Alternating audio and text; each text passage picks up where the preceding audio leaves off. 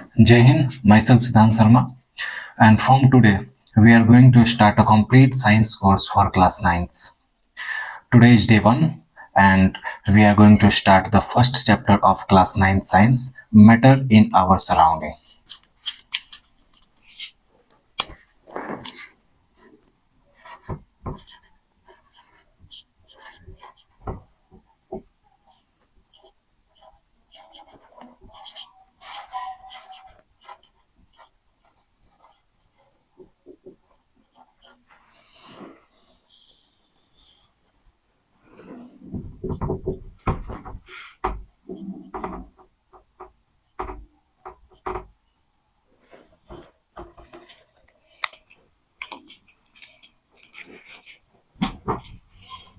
Our language is English because I know you all are not comfortable in fully English language. So we are start with English language, यानी कि हम लोग हिंदी और English दोनों मिला के पढ़ने वाले हैं। जैसे कि मैं यहाँ पे लिखूंगा, नोट्स बनाऊंगा, सारा चीज़ इंग्लिश में, लेकिन आप लोग को समझाऊंगा हिंदी में, जिसकी वजह से हम लोग का जो अंडरस्टैंडिंग हो वो बहुत बढ़िया से हो जाए, समझ हम बहुत अच्छे से जाए। और एक चीज़ याद रखना है कि आज से डे 1 से हम लोग स्टार्ट करने वाले हैं साइंस को, और बहुत जल्दी हम लोग इस चीज़ को ख़त्म करेंगे और अच्छे से समझ के करेंगे।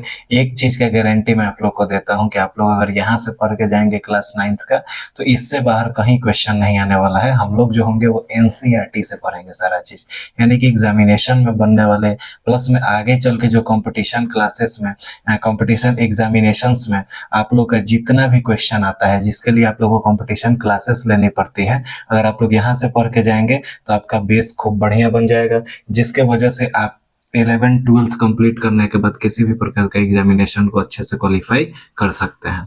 तो चलिए स्टार्ट करते हैं क्लास 9th का first chapter, matters in our surrounding. So let's start our first chapter, matters in our surrounding. सबसे पहले हमें यह जानना चाहिए कि मैटर होता क्या है।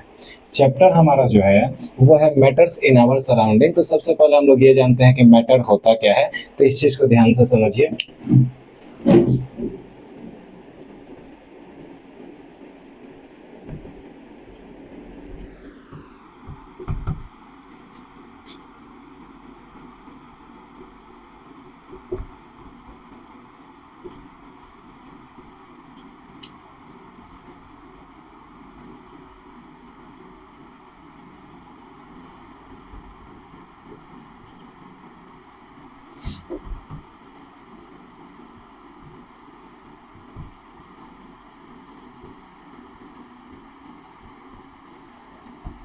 मैंने यहाँ पे उसका एक छोटा सा डेफिनेशन लिख दिया है, जिस चीज को समझना है कि matter is anything that has mass and occupy space. अब हम लोग इस चीज को खूब बढ़िया से एकदम इजी वे में समझते हैं कि मैटर वो सब कुछ है, यानी कि यहाँ पे ये बोर्ड है, ये भी हमारा क्या कहलाएगा, मैटर कहलाएगा। अब थोड़ा सा क्राइटेरिया जान लेते हैं, फिर एग्जाम्पल समझने में ज्यादा मजा आएगा।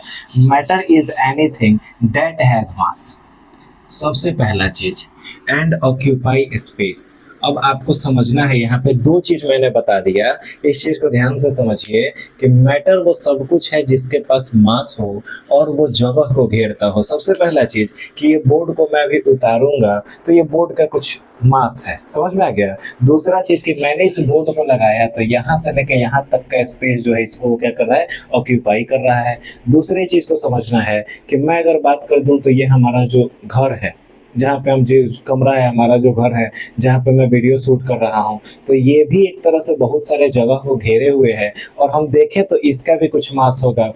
मैं जिस फोन से वीडियो बना रहा हूँ उस फोन का भी कुछ मास होगा, अगर मैं उसको कहीं पे रखूँ तो वो भी कुछ जगह घेरेगा।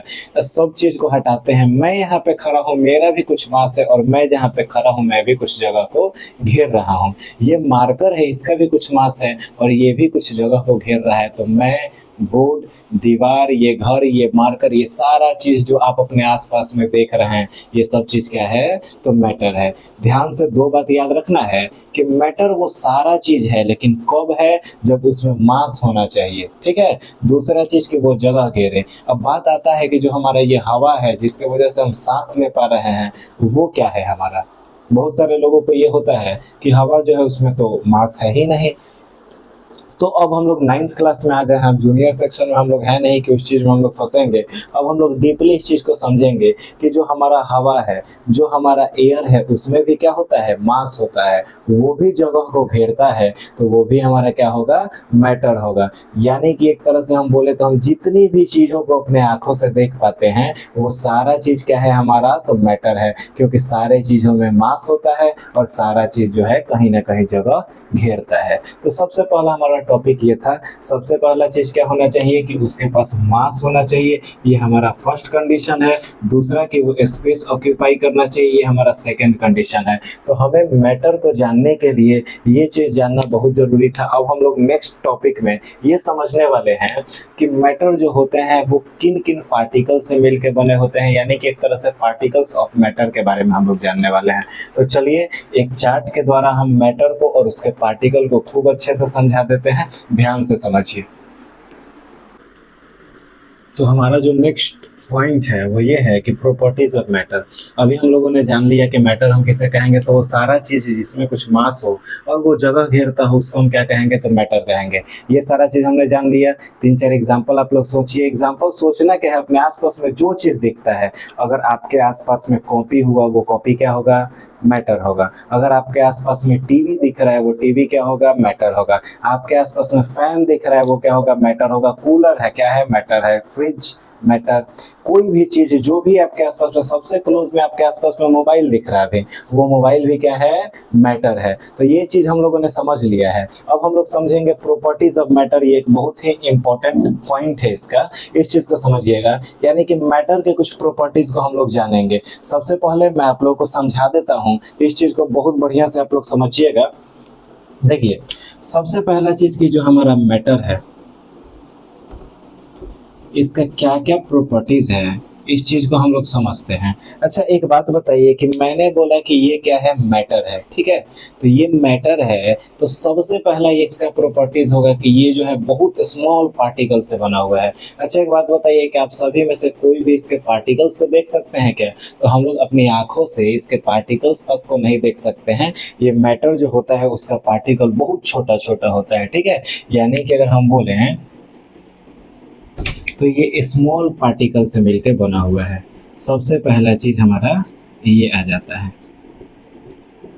अब बात ऐसा है कि क्या इसका स्मॉल पार्टिकल्स, यानी कि बहुत स्मॉल पार्टिकल से मिलकर बना है, अलग अलग पार्टिकल से मिलकर बना है, लेकिन वो बहुत छोटे छोटे हैं। अब यहाँ पे ध्यान से समझना है कि वो जो हमारा पार्टिकल्स है वो कैसे, यानी कि वो एक दूसरे को, मतलब एक दूसरे से मिल के बने हुए हैं। तो यहाँ पे एक चीज समझना है कि अगर मैं देखूं तो ये जो मार्कर है और इसका ढक्कन है, ठीक है, तो ये दोनों एक दूसरे से कनेक्टेड हैं। अगर मैं इस पर दम लगाता हूँ, अपना फोर्स लगाता हूँ, तो मैं इस दोनों को अलग कर पा रहा हूँ, ठीक है। अब आप लोग को समझना है कि ये दोनों भी एक दूसरे से चिपके हुए थे। जैसे कि इस मैटर्स के पार्टिकल एक दूसरे से मिले हुए हैं, एक दूसरे से जुड़े हुए हैं, वैसे ये भी एक दूसरे से जुड़े हुए थे, लेकिन यहाँ पे मैंने फोर्स लगाया तो ये निकल गए। अच्छा क्या मैं इस मार्कर को जोर से खींचूंगा तो क्या इसका सारा पार्टिकल्स अलग हो पाएगा? तो नहीं। यहाँ पे एक दूसरा हमारा प्रॉपर्टीज मिल जाता है, मैटर का गुण मिल जाता है, जिससे हमें पता चलेगा कि नहीं ये अलग नहीं होने वाला।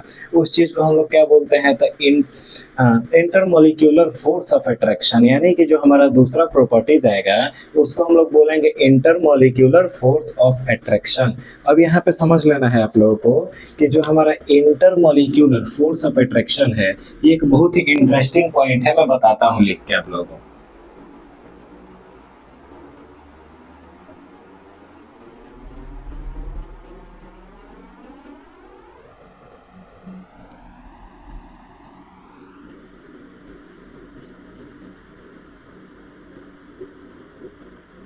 अब इस चीज को समझिए, इंटरमोलिकुलर फोर्स ऑफ अट्रैक्शन को बोलते हैं अंतरा अणु का आकर्षण बल। देखिए ध्यान से समझिएगा, यानी कि पदार्थ के दो कणों के बीच लगने वाला जो आकर्षण बल होता है। अच्छा आकर्षण बल तो आप सभी को पता होगा, यानी कि हम एक तरह से बोले तो इसके दो कण एक दूसरे को अट्रैक्ट करते हैं, समझ में आ गया।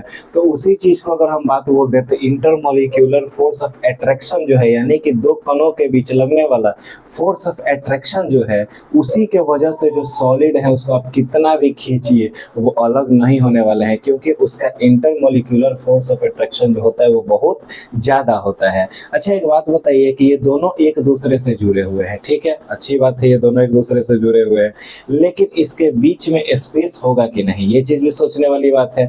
यानी कि हम लोग देखते हैं कि कोई भी दो चीज़ एक दूसरे से जुड़े हुए हैं, ये मार्कर और इसका ढक्कन का मैंने बात बोला, इसके भी अंदर स्पेस है, हमको दिख नहीं रहा है, लेकिन जब हम माइक्रोस्कोप से देखेंगे तो वो, ये मेरा शर्ट है, देखने में भी खूब बढ़िया लग रहा है, लेकिन जब हम लोग इसको एकदम अच्छा से जूम करके देखें तो इसका रेसा रेसा जो है अंदर का वो अलग अलग दिखेगा। यानी कि इसके अंदर भी स्पेस होता है, लेकिन वो बस देखने का होता है, हमारी आंखों से नहीं दिखेगा, लेकिन माइक्रोस्कोप का यूज करिए तो सब एकदम बहुत ज़्यादा ज़्यादा स्पेस उसका दिखेगा, क्योंकि माइक्रोस्कोप जो होता है वो बहुत ज़्यादा जूम करके, बोले एक तरह से तो बहुत ज़्यादा बड़ा करके किसी चीज़ को दिखाता है, तो उससे हम लोग इजीली देख सकते हैं। अब एक चीज़ समझिएगा कि इसमें एक ये भी प्रॉपर्टीज होता है कि हमारा इंटरमॉलिक्यूलर स्पेस होता है। बात समझ में आ गया? यानी कि पदार्थ के दो कणों के बीच कुछ जगह होते हैं। अब ये जगह के बारे में हम लोग आगे पढ़ेंगे कि क्या होता है, कितना जगह होता है, कौन सा पदार्थ है, कैसा पदार्थ में कितना जगह होगा, किसमें कम होगा, किसमें ज़्यादा होगा,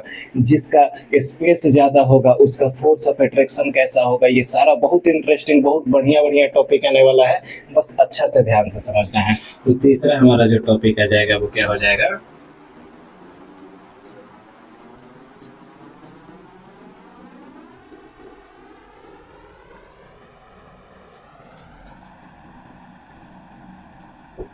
इंटरमॉलिक्यूलर स्पेस। और जो हमारा लास्ट टॉपिक आएगा तो वो क्या होगा हमारा, तो इस चीज़ को समझिए, जो पदार्थ के कण होते हैं वो एक तरह से हम बोल सकते हैं कि मूव करते रहते हैं, यानी कि वो हमेशा गति में रहते हैं। बात समझ में आ गया? तो वो चीज़ भी हमारा एक तरह से इसका ये है, वो क्यों मूव करते रहते हैं ये भी समझना है। उनके बीच में होता है काइनेटिक एनर्जी, काइनेटिक एनर्जी की वजह से वो क्या करते रहते हैं, तो मूव करते रहते हैं। बात समझ में आ गया? तो हम एक तरह से बोल सकते हैं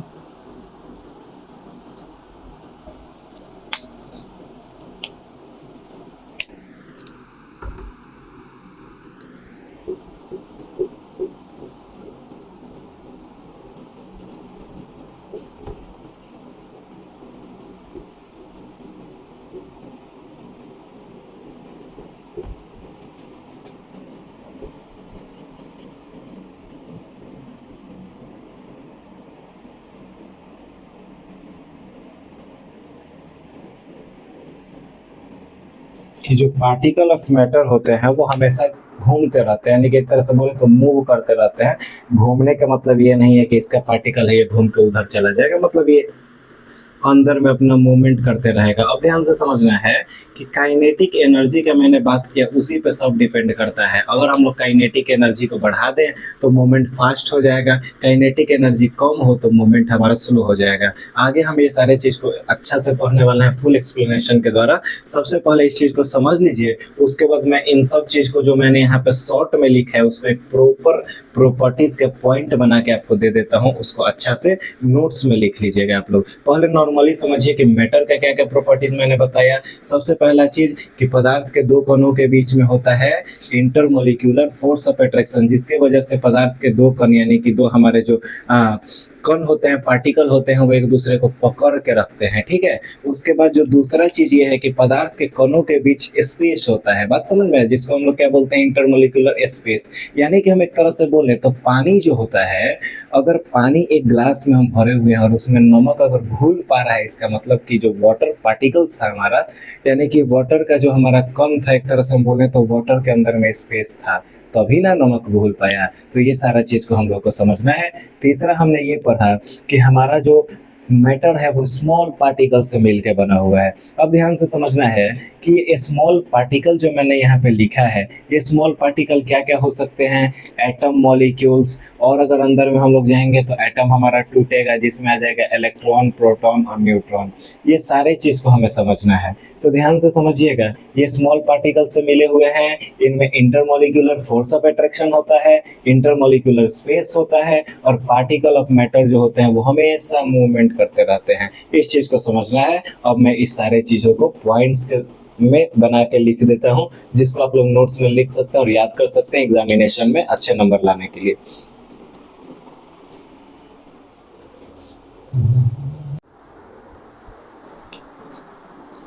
सो हमने प्रॉपर्टीज ऑफ मैटर लिख दिया है, इस चीज को समझना है बढ़िया से। मैंने आप लोगों को अभी अभी वो मैटर लिख के उसको पूरा अच्छा से डिफाइन किया ही था, लेकिन यहाँ पे फिर से एक बार समझा देता हूँ। और इस चीज को आप लोग अपने नोट्स में जरूर लिख लें, फेयर बना लीजिए या फिर एक नोट्स बना लीजिए, जिससे जब एग्जामिनेशन टाइम आएगा तो रिवीजन करने में बहुत कम समय लगेगा। अब ध्यान से समझना है कि matter is made up of very small particle. जो मैटर होते हैं वो बहुत छोटे छोटे पार्टिकल से मिले हुए रहते हैं। अब ध्यान से यहाँ समझना है कि जो स्मॉल पार्टिकल मैंने यहाँ पे लिखा हुआ है, ये स्मॉल पार्टिकल हमारे क्या क्या हो सकते हैं, तो इस चीज को समझिए। अब यहाँ पे जो स्मॉल पार्टिकल है वो या तो हमारा एटम या उसको मॉलिक्यूल, ये दोनों में से कुछ भी हो सकते हैं, ये हमारे स्मॉल पार्टिकल्स हो गए। अगर एटम को और हम लोग तोड़ते हैं तो इलेक्ट्रॉन, प्रोटॉन, न्यूट्रॉन, ये सारा चीज हमें आगे पढ़ने को मिलेगा। तो ये चीज समझ लीजिए। तो बहुत छोटे छोटे पार्टिकल से मिलकर बने हुए हैं, जिन्हें हम अपनी आंखों से नहीं देख सकते हैं, ये चीज समझ लेना है। अब अगला जो पॉइंट हमारा था कि particle of matter have space between them, यानी कि हमारा जो मैटर का पार्टिकल होता है उसके बीच में कुछ स्पेस होते हैं। इस चीज को हमें समझना होगा कि उन स्पेस को हम बोलते क्या हैं। तो इसी चीज को हम लोग बोलते हैं इंटरमॉलिक्यूलर स्पेस। जो मैंने अभी आप लोगों को समझाया था इंटरमॉलिक्यूलर स्पेस, वो क्या है, तो मैटर्स के पार्टिकल के बीच का जो स्पेस होता है उसको हम लोग बोलते हैं इंटरमॉलिक्यूलर स्पेस। नेक्स्ट वन हमारा क्या था, पार्टिकल ऑफ मैटर है आर कंटिन्यूअसली मूविंग। जो मैटर के पार्टिकल होते हैं वो हमेशा मूव करते रहते हैं, जो कि काइनेटिक एनर्जी की वजह से होता है। अगर हम किसी भी चीज को गर्म करते हैं तो उसका काइनेटिक एनर्जी बढ़ जाता है, तो वो ज्यादा फ्लो करने लगता है, यानी कि आप लोग को समझना है कि उसका जो मूवमेंट होता है वो काफी तेज हो जाता है। अब आप लोग को समझना है कि सॉलिड में सॉलिड के जो पार्टिकल होते हैं वो सबसे कम गति करते हैं, ठीक है, इस चीज को समझना है। लेकिन सॉलिड के मुकाबले लिक्विड के ज्यादा, लिक्विड के मुकाबले गैस के सबसे ज्यादा। अगर हम लोग सॉलिड को क्या करें तो हीट करने लगे तो उसके अंदर का काइनेटिक एनर्जी बढ़ेगा और उसके पार्टिकल ज्यादा तेजी से मूव करने लगेंगे, और एक ऐसा समय आएगा जब सॉलिड लिक्विड में बदल जाएगा। ये चीज को समझना है। अब अगला जो चीज है हमारा वो ये है कि particle of matter attract each other. जो हमारे मेटल होते हैं वो बहुत छोटे छोटे पार्टिकल से मिल के बने हुए हैं।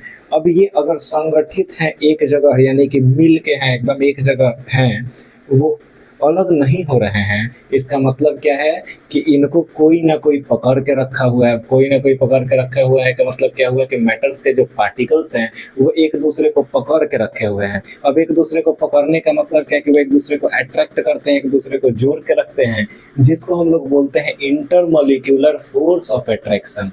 ठीक है, इंटरमॉलिक्यूलर फोर्स ऑफ अट्रैक्शन यानी कि अंतरा अणुक आकर्षण बल। इस चीज को ध्यान से समझना है, यानी कि हमारे मैटर जो होते हैं उनके पार्टिकल एक दूसरे को अट्रैक्ट करते हैं। ये हमारा 4 पॉइंट हो गया। ये चारों पॉइंट हम लोगों ने समझ लिया। अब हम लोग नेक्स्ट पॉइंट को समझते हैं कि हमारा स्टेट्स ऑफ मैटर यानी कि मैटर की अवस्थाएं क्या होती हैं, इस चीज को हम लोग समझते हैं। So next topic is state of matter, यानी कि मैटर की अवस्थाएं। ध्यान से समझना ये है कि मैटर कौन कौन से अवस्थाएं में पाए जाते हैं, ये सारा चीज हमें समझना है। यहाँ पे 3 चीज को हमें बढ़िया से समझना है। 2 और पॉइंट है जिसको हम ये सब समझाने के बाद समझाएंगे, बस उनके बारे में थोड़ा बहुत ही जानेंगे, लेकिन हम लोग अब इसको स्टार्ट करते हैं। चलिए,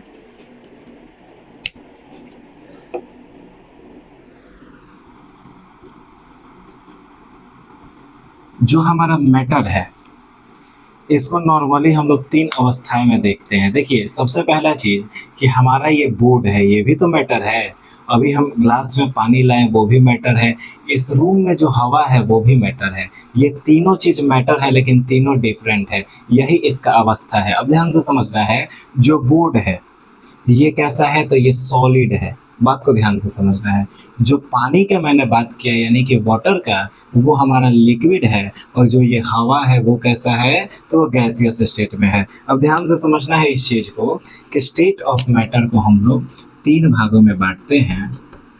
सबसे पहला वाला जो आता है वो होता है solid, second one is liquid,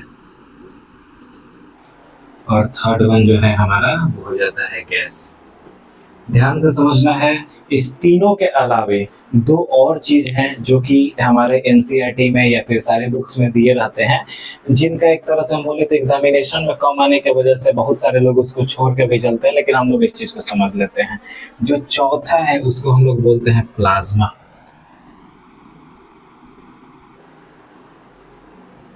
और जो पांचवा है उसको हम लोग बोलते हैं BAC, बॉस आइंस्टाइन कंडेंसेट, इसको हम लोग बोलते हैं। इस चीज को हम लोग देख लिए। अब हम लोग क्या करेंगे, ये सारे चीज को अलग अलग करके इनके बारे में बढ़िया से समझेंगे। यानी कि सॉलिड तो हम जानते हैं कि सॉलिड है वो ठोस है, ठीक है। अब इसका क्या प्रॉपर्टीज होता है ये चीज हम लोग समझेंगे। तो सबसे पहला चीज कि ये हमारे हाथ में जो मार्कर है ये क्या है, तो सॉलिड है। सबसे पहला बात ये समझिए कि इसका जो शेप होता है वो हमेशा क्या होता है, तो वो हमेशा फिक्स्ड होता है। अच्छा एक बात बताइए कि मेरे हाथ में मार्कर जो है वो इतना बड़ा है, इसका कुछ वेट होगा, मान लीजिए कि इसका वेट जो है वो 10 ग्राम है, ठीक है। अब क्या ये मार्कर को हम उठा के और बगल वाले रूम में चले जाए तो क्या इसका वेट बढ़ या घट जाएगा? नहीं। क्या इसको ले जाके हम मढ़ौरा रख दें, इसको ले जाके हम पटना रख दें, इसको ले जाके हम दिल्ली रख दें, किसी भी जगह पे हम रख दें, लेकिन इसका जो वेट होगा, वो जैसा है वैसा ही रहेगा। समझ में आ गया? जो इसका शेप होगा वो जैसा है वैसा ही रहेगा। इस चीज को समझिएगा, जो इसका वॉल्यूम होगा वो जैसा है वैसा ही रहेगा। अब इस चीज को हम समझते हैं कि जो इसका शेप होगा वो चेंज होने वाला नहीं है, यानी कि हम कह सकते हैं कि सॉलिड हैव फिक्स्ड शेप, यानी कि सॉलिड का जो शेप होता है वो हमेशा फिक्स होता है। दूसरा चीज कि इसका जो वॉल्यूम होगा वो भी चेंज होने वाला नहीं है। अगर इस मार्कर को हम रखते हैं वो जितना जगह यहाँ पे घेरेगा, अगर हम यहाँ से दूसरे देश में भी ले जाके इसको हम रख देते हैं तो वो वहां पे भी उतना ही जगह घेरेगा। समझ में आ गया? अब आते हैं हम दूसरा चीज में, यानी कि लिक्विड में। तो सबसे पहला चीज यहाँ पे समझ लेना है कि shape and volume of a solid is always fixed, यानी कि वो हमेशा फिक्स्ड है, वो बदलने वाला नहीं है। अब बात समझिएगा लिक्विड का। अच्छा एक बात बताइए, सबसे पहले ये चीज हम लिख देते हैं कि भूलने का कोई चांसेस ना रहे।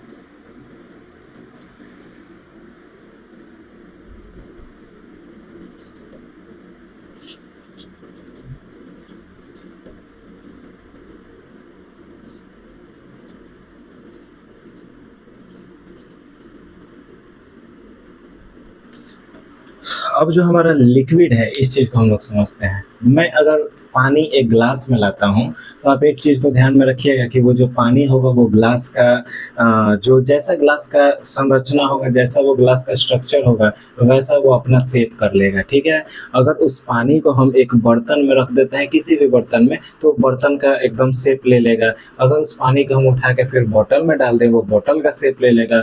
उसी पानी को हम उठा के किसी और चीज में, एक बड़े से केन में डाल दें, एक बड़े से ड्रम में डाल दें, किसी भी चीज में हम डाल दें, वो उस चीज का शेप ले लेगा। तो सबसे पहला चीज हमारा जो आता है कि लिक्विड, जिसको जहां जैसे रखिए वो वैसा रहेगा, यानी कि आप जिस बर्तन में डालिए वो बर्तन जैसा शेप का होगा लिक्विड वैसा शेप ले लेगा। इस चीज को समझिए। दिक्कत सॉलिड को है, लिक्विड को नहीं। इसीलिए हमें हमेशा लिक्विड जैसा बिहेव करना चाहिए कि जैसा जगह वैसा हमें बन कर आना होगा, तो हमें प्रॉब्लम नहीं होगा।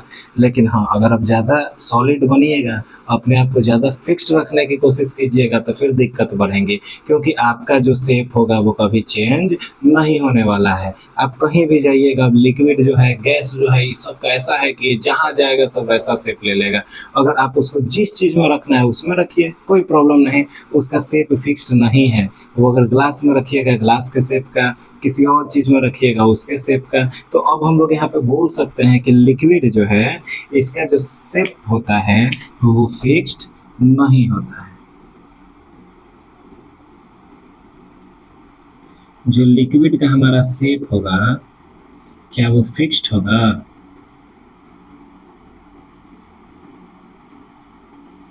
तो इसका शेप जो है वो फिक्स्ड नहीं होगा। इसको हम क्रॉस कर देंगे कि इसका जो शेप है वो फिक्स्ड नहीं होगा। अब हम आते हैं दूसरे चीज पे, और दूसरा जो चीज है वो बहुत ही इंटरेस्टिंग है, जिसको हम लोग समझेंगे। वो होता है इसका वॉल्यूम।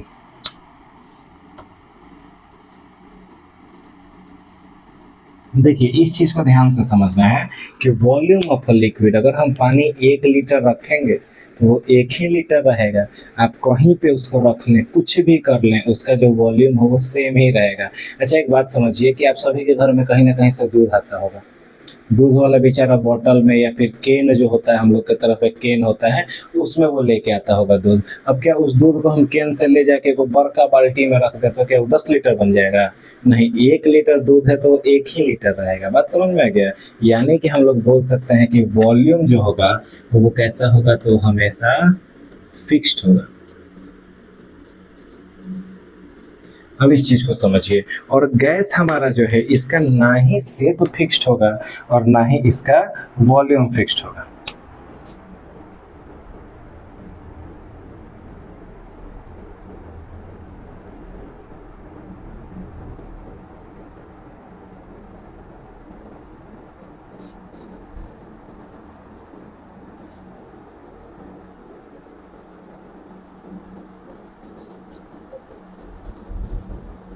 ध्यान से समझिए कि जो हमारा गैस है इसका shape and volume are not fixed, यानी कि इसका शेप और इसका वॉल्यूम दोनों फिक्स्ड नहीं होगा। अब हम लोग एक बार इसको रिकैप कर लेते हैं कि सॉलिड जो है वो कैसा है, तो उसका शेप, यानी कि मैंने एग्जांपल में मार्कर बोला, मैंने एग्जांपल में ये बोर्ड बोला, क्या इस बोर्ड को मैं खोल के दूसरे जगह लगा दूं तो क्या इसका शेप बदल जाएगा? नहीं बदलेगा, जैसा है वैसा ही रहेगा। क्या इसका वॉल्यूम बदल जाएगा? नहीं बदलेगा। दूसरा जो चीज है उसको समझ लीजिए कि हमारा जो लिक्विड है, यानी कि मान लीजिए कि मैं पानी लेके आता हूँ, अब उस पानी को मैं ग्लास में रखा हूँ, उसको एक बोतल में मैंने डाल दिया। अब मैं अगर उसको एक बोतल में डालूँ तो मैं देखूंगा कि जो हमारा ग्लास में पानी था वो बोतल का शेप ले लिया है, यानी कि इसका शेप जो है वो फिक्स्ड नहीं है। तीसरा जो चीज़ है हमारा लिक्विड का वॉल्यूम, वो हमेशा फिक्स्ड। अगर मैं पानी 1 गिलास लाया हूँ तो मैं उसको 25 जगह रख लूँ, कोई दिक्कत नहीं है, लेकिन वो पानी 1 ही गिलास होगा। अगर पानी 1 लीटर में लाया हूँ उसको जहाँ पे मन वहाँ पे मैं रखूँ, लेकिन पानी का जो कैपेसिटी वो होगा, एक तरह से हम बोले तो जो पानी होगा वो 1 लीटर ही होगा। समझ में आ गया? चाहे वो बोतल का, वो बाल्टी का, ये कोई भी बर्तन हो, कोई भी यूटेंसिल्स हो, उसका कैपेसिटी कुछ भी हो, लेकिन वाटर जो है उसका क्या होगा, तो 1 लीटर लाए हैं तो वो 1 लीटर ही रहेगा, यानी कि वॉल्यूम क्या है इसका फिक्स्ड। और एक चीज समझ लीजिए कि शेप और वॉल्यूम गैस जो है उसका फिक्स्ड नहीं रहेगा। अब इसको एकदम शॉर्टली समझते हैं। सॉलिड शेप एंड वॉल्यूम दोनों फिक्स्ड, लिक्विड सिर्फ वॉल्यूम फिक्स्ड और गैस कुछ भी फिक्स्ड नहीं है। चलिए अब हम लोग नेक्स्ट टॉपिक में चलते हैं। The next topic is change of state. अब ध्यान से समझना है कि हमारा जो अगला टॉपिक था वो चेंज ऑफ स्टेट होता है। सबसे पहला चीज समझिएगा कि चेंज ऑफ स्टेट है क्या। चेंज ऑफ स्टेट का मतलब है हमारा कि अवस्था का चेंज होना। बात समझ में आ गया? यानी कि अभी हमने देखा कि जो हमारा मैटर होता है वो 5 अवस्थाएं में पाई जाती हैं, जिसमें से 3 हम लोग को पढ़ना था। यहाँ पे नॉर्मली हम लोग 5 पढ़ेंगे, लेकिन 3 पे ज़्यादा फोकस करेंगे। 2 और है, उसके बारे में भी हम बताएंगे। अब ध्यान से समझिएगा कि चेंज ऑफ स्टेट जो है इसका मतलब कि अवस्था का चेंज होना। हमने ये समझा कि मैटर 3 अवस्थाएं में पाई जाती हैं, जो होता है हमारा सॉलिड, लिक्विड और गैस। ये तीनों चीज एक दूसरे में चेंज होते रहते हैं, यानी कि एक स्टेट जो है उससे मैटर दूसरे स्टेट में चेंज होता है, दूसरे से तीसरे में होता है। ये सारे चीज को अभी हम लोगों को समझना है। तो सबसे पहला चीज कि हम 3 पॉइंट जानते हैं, तो वो तीनों पॉइंट को हम लोग यहाँ पे लिख लेते हैं। जो हमारा फर्स्ट होगा वो है हमारा सॉलिड, दूसरा हमारा है लिक्विड,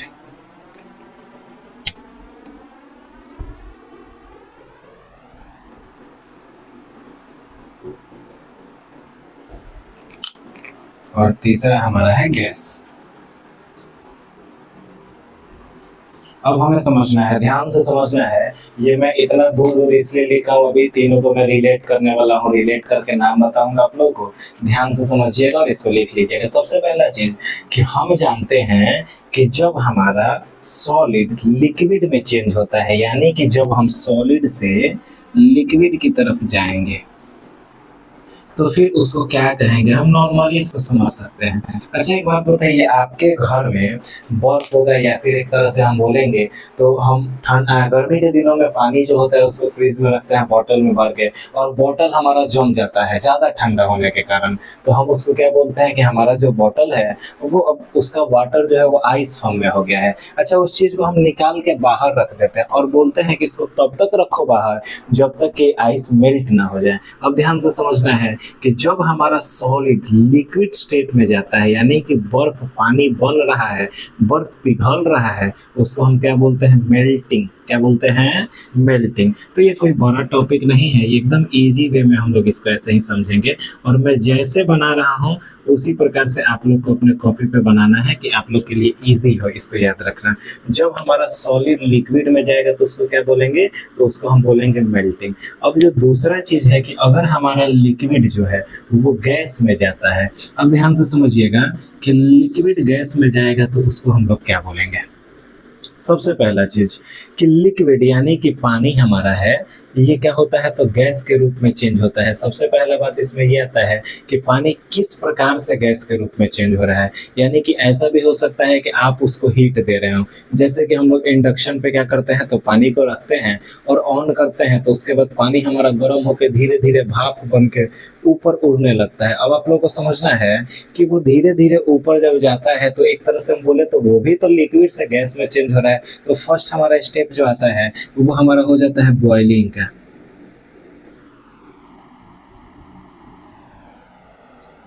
और दूसरा जो चीज है कि सनलाइट के द्वारा क्या होता है, नदी का पानी, नाला का पानी, कहीं का भी पानी, पोखरा होता है हमारे तरफ, ये कुआं होता है, ये सारा पानी जो गर्मी के दिनों में होता है वो इवापोरेट होकर ऊपर जाता है।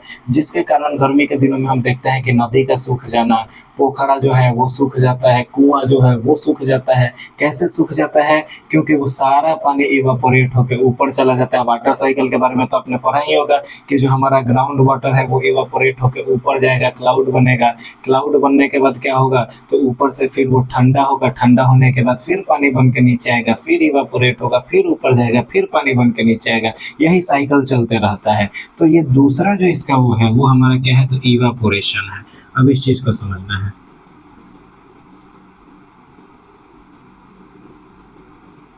अब ध्यान से समझिए, ये तो हम जो था वो सीधा सीधा चल रहा था। सीधा सीधा चलने का मतलब कि सॉलिड से लिक्विड में आए, लिक्विड से हमने गैस में आए। अब हम इसको क्या करेंगे तो ऑपोजिट साइड से, यानी कि अगर हमारे पास गैस है और उसको हम लिक्विड में चेंज करना चाहें तो क्या होता है। अब ध्यान से समझिएगा कि गैस जो है वो लिक्विड में चेंज होता है तभी ना। अच्छा एक बात बताइए, तो वाटर साइकिल कैसे वर्क करेगा, जब हमारा सिर्फ और सिर्फ लिक्विड गैस बन के ऊपर चला जाएगा तो क्या वो गैस को फिर लिक्विड में बदलना होगा तब ना वो नीचे पानी बन के आएगा, बारिश की बूंद बन के आएगा। तो ये भी तो समझना है। तो लिक्विड गैस जो होता है उसका लिक्विड में बदल जाना, इसी को हम लोग बोलते हैं कंडेंसेशन। अब इस चीज को ध्यान से समझना है कि अगर हमारा जो गैस है वो लिक्विड के रूप में चेंज हो जाता है तो उसको हम बोलेंगे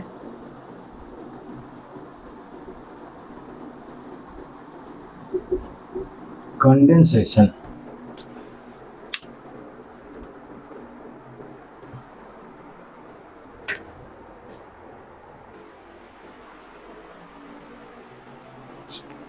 तो जब गैस हमारा लिक्विड में चेंज होगा तो इसको हम बोलेंगे कंडेंसेशन।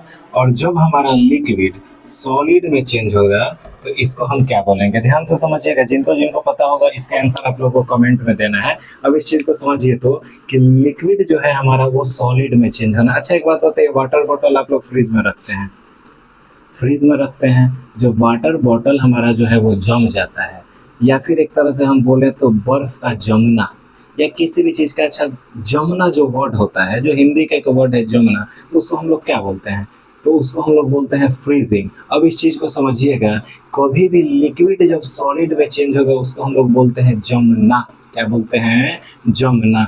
ये अगर हम अपने घर पे बात कर ले दही का, अच्छा दूध जो होता है उसमें हम लोग क्या करते हैं तो थोड़ा सा जो लैक्टोबैसिलस है उसको डालते हैं, और डालने के बाद क्या होता है वो दही बन जाता है, यानी कि दही का जमना। हम क्या वर्ड का यूज करते हैं वहाँ पे कि दही जम चुका है। बात समझ में आ गया। पानी अगर हम फ्रिज में रखे हुए हैं, ज्यादा वो ठंडा हो गया तो हम वहाँ पे बोलेंगे कि पानी जम चुका है, यानी कि ये फ्रीज हो चुका है। तो इसके लिए एक बहुत ही सुंदर सा वर्ड का यूज होता है जिसको हम लोग बोलते हैं फ्रीजिंग।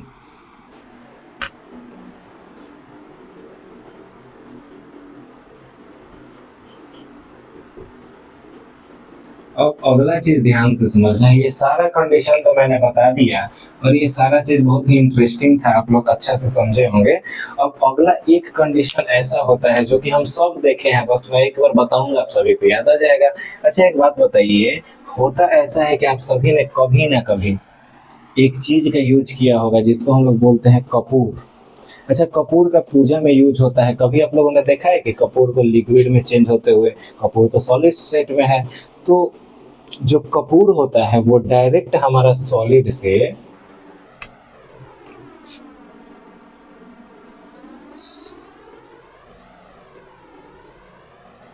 गैस में चेंज हो जाता है। अब आपको समझना है कि हमारा जो कपूर होता है वो सॉलिड से सीधे किस चीज में चेंज होता है? गैस में। तो इसका क्या प्रोसेस होता होगा? तो इस प्रोसेस को हम लोग बोलते हैं सब्लिमेशन।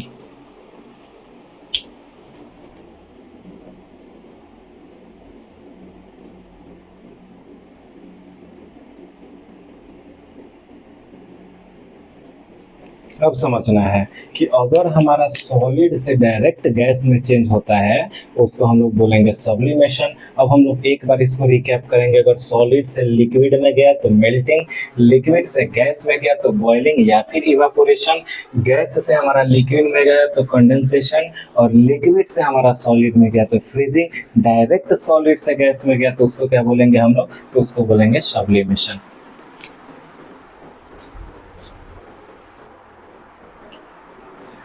अगर डायरेक्ट हमारा सॉलिड से गैस में जाता है तो उसको बोलेंगे सब्लिमेशन, और डायरेक्ट गैस से सॉलिड में जाता है उसको हम लोग बोलते हैं डिपोजिशन। अब इस चीज को भी हम लोग समझ लेते हैं।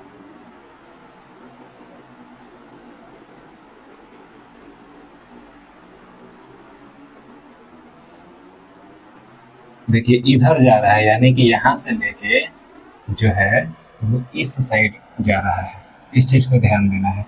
गैस से सॉलिड में जा रहा है तो इसका नाम हम लोग क्या देंगे? तो इसको हम लोग बोलेंगे डिपोजिशन।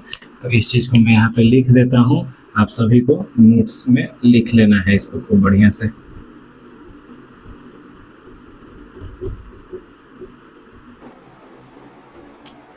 ये ध्यान से समझ लीजिए कि हमारा जो गैस से सॉलिड में जाएगा उसको क्या बोलेंगे? डिपोजिशन बोलेंगे। कोई दिक्कत किसी को? यानी कि अब समझ लीजिए गैस से डायरेक्ट सॉलिड जाएगा डिपोजिशन, गैस से लिक्विड जाएगा कंडेंसेशन, और हमारा लिक्विड से सॉलिड जाएगा फ्रीजिंग, इधर हमारा सॉलिड से लिक्विड मेल्टिंग, लिक्विड से गैस बॉइलिंग या इवापोरेशन, और डायरेक्ट सॉलिड से गैस जो गया उसको बोलेंगे सब्लिमेशन। ये हमारा था चेंजेस ऑफ स्टेट, यानी कि एक तरह से हमारा स्टेट का चेंज हो जाना, अवस्था का चेंज हो जाना, जो कि बहुत सिंपल भाषा में आप लोग को मैंने समझा दिया। प्लस में ये जो चार्ट है ये आपको बहुत ज़्यादा हेल्प करेगा, तो इसको खूब बढ़िया से समझ लेना है, एकदम बढ़िया से नोट कर लीजिए। ध्यान से समझना है कि अगर हम लोग बात करें तो इवापोरेशन होता क्या है। मैंने एक और चीज़ का यूज़ किया था अभी अभी, जो मैंने चार्ट बनाया था आप लोग के सामने, उसमें मैंने एक चीज़ का यूज़ किया था जो था बॉइलिंग। बॉइलिंग जब हम लोग हीट देते हैं उससे हमारा लिक्विड का गैस में चेंज हो जाना वो कहलाता है बॉइलिंग। यहाँ पे अगर हम लोग बात करेंगे कि इवापोरेशन किसको कहते हैं, तो जो सरफेस वाटर होता है, जो सरफेस वाला लिक्विड होता है उसका गैस में चेंज हो जाना क्या कहलाता है? इवापोरेशन कहलाता है। बात समझ में आ गया?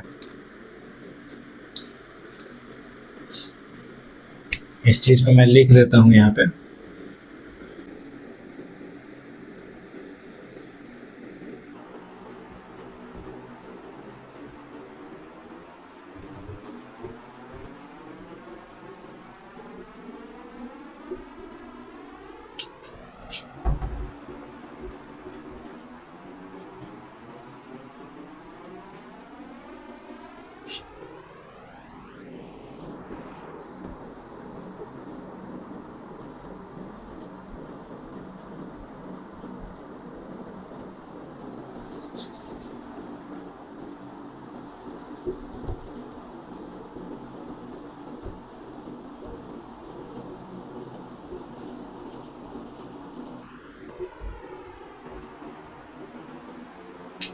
अब ध्यान से समझना है कि change of liquid into gas from the surface is called evaporation.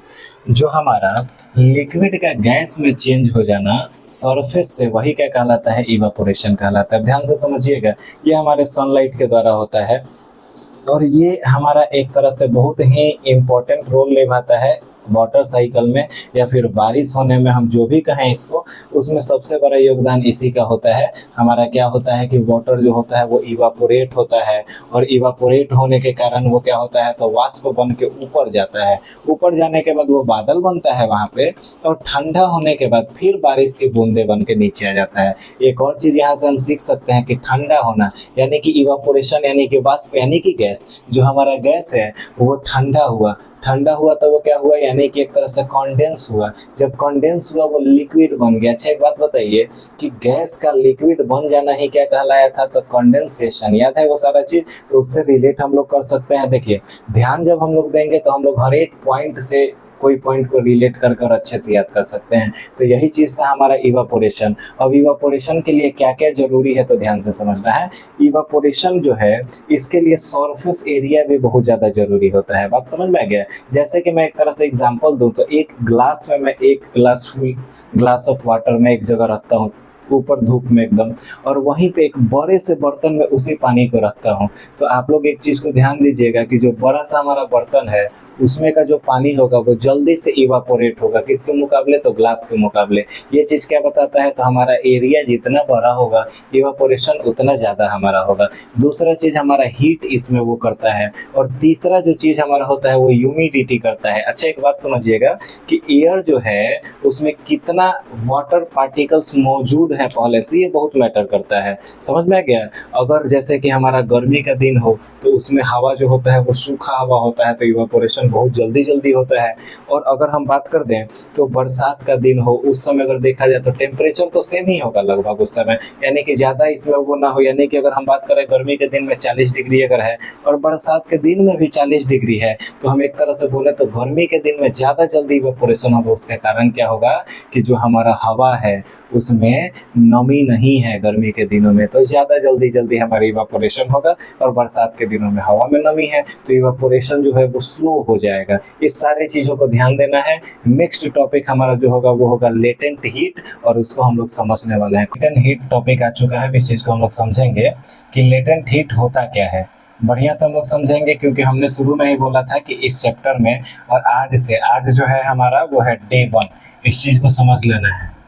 ये जो डे 1 है हमारा क्लास 9th का, ये अब चलते रहेगा। हम पूरे 1 साल क्लासेस करेंगे साइंस का, और उसके बाद एग्जामिनेशंस के बाद आप लोग हमको बताइएगा, यानी कि जितना भी क्वेश्चंस वो होगा, कोई भी क्वेश्चंस कहीं से भी क्वेश्चंस आए लेकिन इससे बाहर का नहीं आएगा, क्योंकि हम सारा एनसीईआरटी का कॉन्सेप्ट क्वेश्चन वो क्लियर करके बैठे होंगे। और हम लोग लगभग 8 to 10 मंथ्स में सब कंप्लीट कर लेंगे। 2 मंथ्स का रिवीजन चलेगा, और 9th क्लास जो होगा वो हमारा, उस पर एक चीज़ का आप लोग को वादा ही हम करते हैं कि एक स्ट्रॉन्ग ग्रिप आपका होगा साइंस के ऊपर। किसी भी प्रकार का क्वेश्चन आएगा कोई दिक्कत नहीं। अब इस चीज़ को समझना है कि हमारा लेटेंट हीट क्या होता है। तो लेटेंट हीट जो है, heat used to change state without changing temperature. ध्यान से समझिएगा, यानी कि जो वैसा हीट, वैसा तापमान जिसका हम लोग यूज करते हैं स्टेट चेंजिंग करने के लिए, स्टेट चेंज करने के लिए बिना टेम्परेचर चेंज किए। ये बहुत ही थोड़ा सा इंटरेस्टिंग टॉपिक है, इसको हम लोग समझेंगे बढ़िया से। अब देखिए इसमें होता ऐसा है, जैसे कि समझ लीजिए ये 2 प्रकार के होते हैं। एक को हम लोग बोलते हैं लेटेंट हीट ऑफ फ्यूजन, और दूसरे को हम क्या बोलते हैं, तो लेटेंट हीट ऑफ वेपोराइजेशन। ध्यान से समझिएगा। लेटेंट हीट ऑफ फ्यूजन जो होता है तो उसका यूज किया जाता है किस चीज़ के लिए, तो उसका यूज किया जाता है सॉलिड से लिक्विड में चेंज करने के लिए। जब मैं एग्जाम्पल दूंगा तो ये सारा चीज़ आपको समझ में आ जाएगा। जैसे कि समझिए, जब हमारा बर्फ जो होता है वो तो 0 डिग्री सेल्सियस पे है। अब बर्फ हमारा पिघलेगा, यानी कि यहाँ पे जो है हमारा लेटेंट हीट ऑफ फ्यूजन का यूज हो रहा है, यानी कि बर्फ को पिघलने के लिए हीट की आवश्यकता है। जब हीट बर्फ लेगा तो वो पिघलना चालू होगा, लेकिन उसका टेम्परेचर अभी भी 0 डिग्री सेल्सियस होगा। अब हमें समझना है कि लेटेंट हीट जो है वो क्या कैसे वर्क करता है, क्यों हमारा किसी भी चीज़ का, जैसे कि हम बात करें तो सॉलिड से लिक्विड में जब वो चेंज हो रहा है, टेम्परेचर जब लग रहा है, लेटेंट हीट मिल रहा है, तो टेम्परेचर क्यों नहीं इंक्रीज हो रहा है, इस चीज़ को हमें समझना है। तो टेम्परेचर इंक्रीज इसलिए नहीं होता है क्योंकि ये चीज़ का यूज हमेशा जो हमारा मैटर है, जैसे कि हमारा मैटर्स का जो वो सॉलिड है, ठीक है, तो उसके इंटरमोलिक्यूलर फोर्स ऑफ अट्रैक्शन को तोड़ने के लिए किया जाता है, ना कि टेम्परेचर को इंक्रीज करने के लिए। यानी कि क्या किया जाता है, तो हीट का यूज किस लिए होता है, तो बर्फ को पिघलाने के लिए। सिर्फ बर्फ क्या होता है, तो इस हीट का यूज करके अपने आप को मतलब लिक्विड फॉर्म में चेंज करता है। उसका जो क्या बोलते हैं पार्टिकल्स होता है, उसके बीच का जो हमारा अट्रैक्शन होता है उसको छुड़ाया जाता है इस हीट के द्वारा। इसके वजह से सारा हीट जो है उसी में खर्च हो जाता है, तो हमारा जो टेम्परेचर है वो कांस्टेंट 0 डिग्री पे रहता है। इसको हम लोग बोलते हैं लेटेंट हीट ऑफ फ्यूजन। अब ध्यान से समझिए, लेटेंट हीट ऑफ वेपोराइजेशन जो हमारा था, तो उसमें होता क्या है, तो उसमें होता ये है कि हमारा जो लिक्विड है वो वेपर में चेंज होता है, स्टीम में चेंज होता है। अब इस चीज़ को समझना है, जब हम लोग पानी को उबालते हैं, तो पानी को उबालते यानी कि उबलते हुए पानी का अगर हम लोग टेम्परेचर देखें तो वो 100 डिग्री सेल्सियस है। अब ध्यान से समझना है, पानी उबल रहा है तब भी वो कितना रहेगा, 100 डिग्री सेल्सियस ही रहेगा। अब आप लोगों को समझना है, यहाँ पे लेटेंट हीट जो है वो काम क्या करता है, तो वाटर पार्टिकल्स को स्टीम में बदलने में यूज करता है, ठीक है। इसके वजह से इसके टेम्परेचर पे कोई फर्क नहीं पड़ता है, और सिर्फ जो हमारा वाटर पार्टिकल्स हैं वो किस चीज़ में चेंज हो जाते हैं, तो वो हमारा गैस में चेंज हो जाते हैं।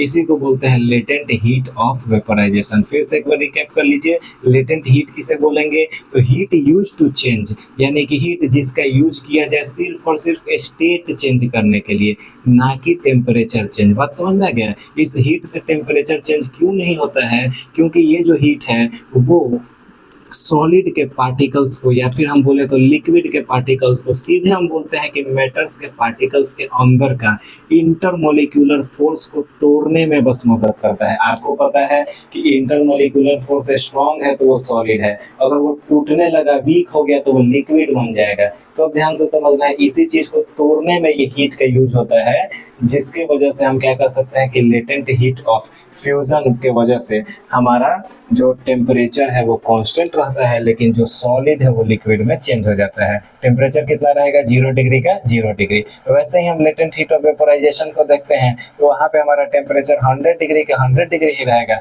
लेकिन हमारा वाटर जो है वो किस चीज़ में चेंज हो जाएगा, तो गैस में चेंज हो जाएगा, स्टीम में चेंज हो जाएगा। यही चीज़ हमारा क्या था, तो लेटेंट हीट ऑफ फ्यूजन और लेटेंट हीट ऑफ वेपोराइजेशन था, जो दोनों किसका भाग है, तो हमारे लेटेंट हीट के अंदर में वो दोनों आते हैं। इस चीज़ को आप लोग समझ चुके होंगे। अब हमने बोला था लास्ट में उस समय आप लोगों से कि दो हमारा टॉपिक है, ये दो ठो जो टॉपिक है वो क्या था हमारा, तो बीईसी था और प्लाज्मा, उसको हम लोग लास्टली समझेंगे। तो हम इस चैप्टर का सारा टॉपिक क्लियर कर चुके हैं। अब जो दो ठो टॉपिक बचा है उसको भी हम लोग क्लियर कर ही लेते हैं, जो कि हमारा क्या था, तो प्लाज्मा है और बीईसी है। देखिए इसको एकदम हम शॉर्टली समझेंगे कि जो हमारा प्लाज्मा है,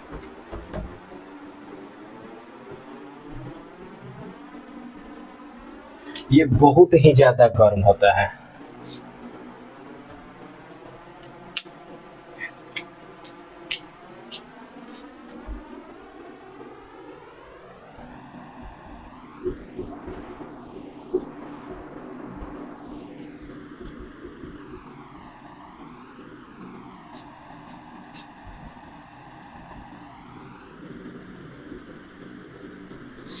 अब ये जो है हमारा एक तरह से बहुत हॉट पार्टिकल्स है, जो कि नॉर्मली कहाँ वो पाए जाएंगे, तो स्टार्स, सन, यहाँ पे ये चीज़ पाया जाता है। अब ध्यान से समझना है, ये बहुत ज़्यादा गर्म होता है, ठीक है।